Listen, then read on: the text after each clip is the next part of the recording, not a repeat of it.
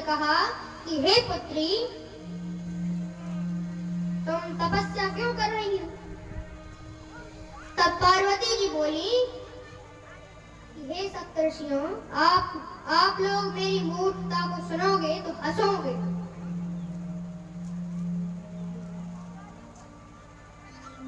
मैं अपने गुरुदेव नारद जी के वचनों को सुनकर भगवान शंकर को पति के रूप में प्राप्त करने के लिए तपस्या कर रही हूँ। तब यह सुनते ही सभी सप्तऋषि एक स्वर में हंसने लगे और बोले, वह नारद, उसके वचनों को मानकर आज तक किसी का घर बसा है क्या? दक्ष प्रजापति और चित्रकेतु इत्यादि इन सब के घर उसी ने ही बर्बाद किए। और वो शंकर जिसको तुम पति के रूप में प्राप्त करने के लिए यह तपस्या कर रही हो, वो मुंडों की माला पहनते, चिता की भस्म लगाते। हे देवी, तुम कहो तो अभी भी कुछ नहीं बिगड़ा है। तुम कहो तो हम अभी भी लक्ष्मीपति नारायण के साथ तुम्हारा संबंध करें। तब पार्वती जी बोली कि सप्तऋषियों, जो भी व्यक्ति अपने गुरु के वचनों की अवहेलना करता है, उसका संसार में, जगत में कभी भी कल्याण नहीं होता।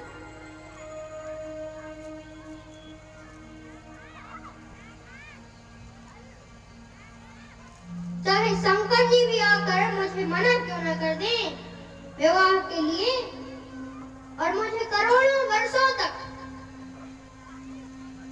भी तपस्या क्यों न करनी पड़े, लेकिन मैं विवाह करूंगी तो शंकर जी से ही करूंगी, अन्यथा नहीं करूंगी।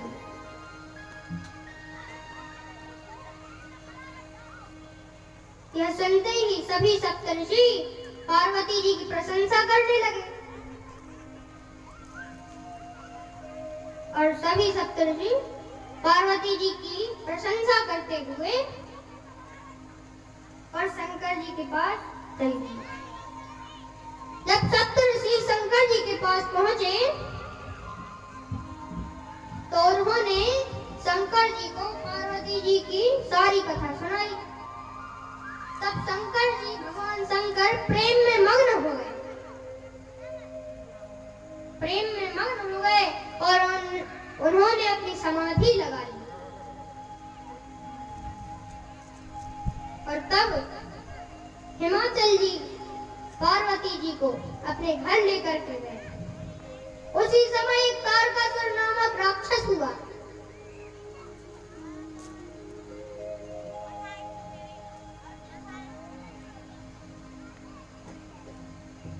तारकासुर ने ब्रह्मा जी से वरदान मांगा कि हम किसी के मारे ना मरें। तब ब्रह्मा जी ने कहा कि हम किसी को अमर नहीं कर सकते, कोई ना कोई विकल्प तो देना ही पड़ेगा। तब वह बोला, उसने सोचा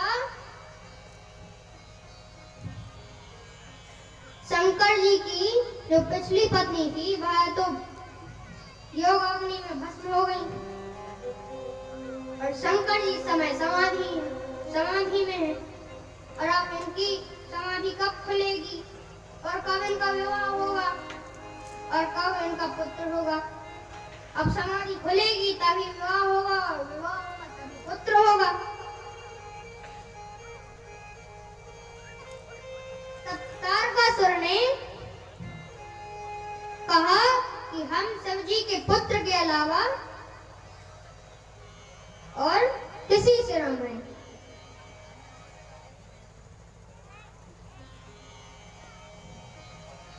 तब ब्रह्मा जी ने कहा एवमस्तु, और तारकासुर जाकर सभी देवताओं पर आतंक फैलाने लगा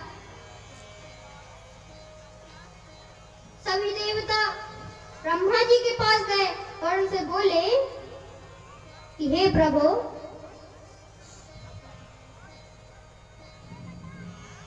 तारकासुर हम पर आतंक फैला रहा है, हम क्या करें, हम उससे कैसे बचें? तब ब्रह्मा जी बोले कि हमने उसे वरदान दिया है कि उसे शिव जी का पुत्र ही मार सकता है। तब देवता बोले, आप शिव जी के पुत्र की बात कर रहे हैं, शिव जी तो अभी समाधि में बैठे हैं, और जब समाधि उनकी भंग होगी तभी विवाह होगा, और जब विवाह होगा तभी पुत्र होगा। तब ब्रह्मा जी बोले, समाधि खोलना भगवान शिव की आपकी जिम्मेदारी है, भगवान शिव को विवाह के लिए हम मना लेंगे। तब देवता बोले, वाह वाह ब्रह्मा जी, सबसे भारी वाला काम हमें सौंप दिया और सरल वाला आपने ले लिया। तब ब्रह्मा जी बोले, अच्छा चलो कामदेव को बुलाओ, कामदेव समाधि भंग करेंगे।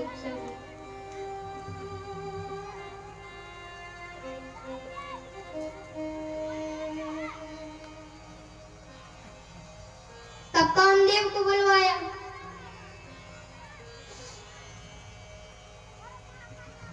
तब कामदेव शिव जी की समाधि भंग करने लगा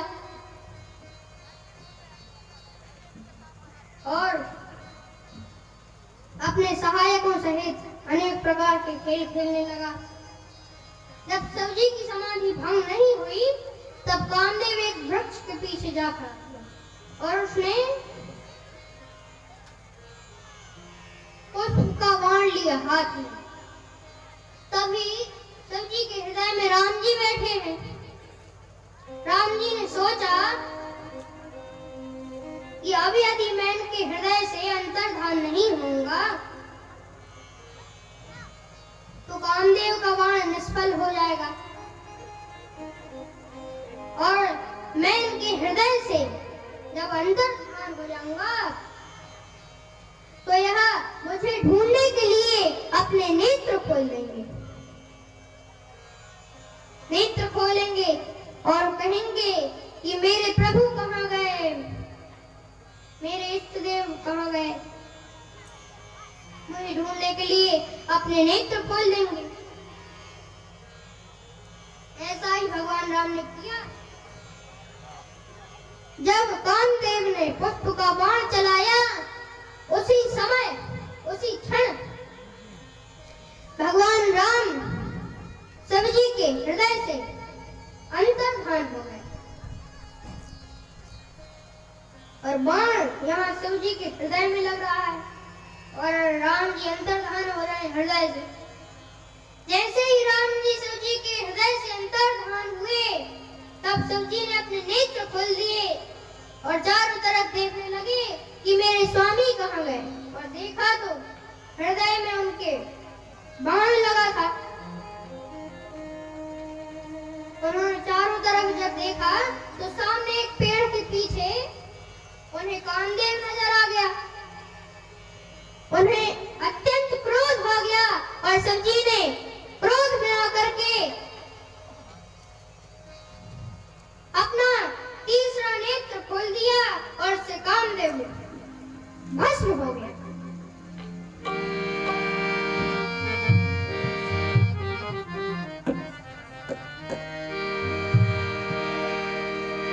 तब से बती करे मैंने उहारा, तब से बती करे मैंने उहारा।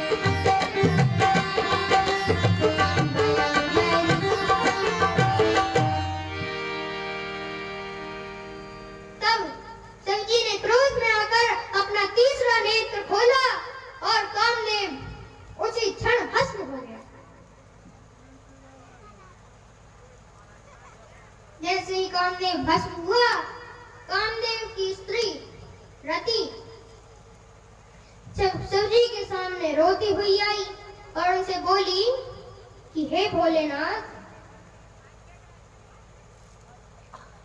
मेरे पति को क्या हो गया?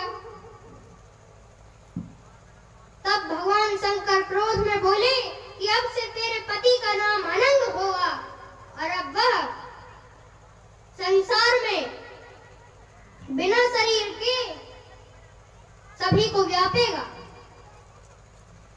और अपने पति से सुनने की, पति से मिलने की बात सुन।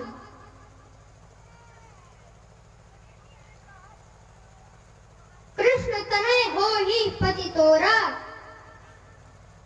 बचन अन्यथा हो ही न मोरा। द्वापर में श्री कृष्ण का पुत्र होकर तेरा पति तुझे पति के रूप में प्राप्त होगा और उसका नाम प्रद्युम्न होगा। तब रति भगवान शिव के चरण कमलों में सिर लगाकर वहां से चली गई। तब सभी देवता और ब्रह्मा जी सोचने लगे कि जल्दी चलो इनकी स्तुति करो, कहीं फिर से इनकी समाधि ना लग जाए। क्योंकि पिछली बार इनकी समाधि लग गई थी और 87,000 वर्ष बाद खुली थी, तो अब फिर से इनकी समाधि ना लग जाए। जल्दी चलो। सभी देवता भगवान की स्तुति करते हुए चले। शंकर तेरी जटा में बहती है गंगाधारा, शंकर तेरी जटा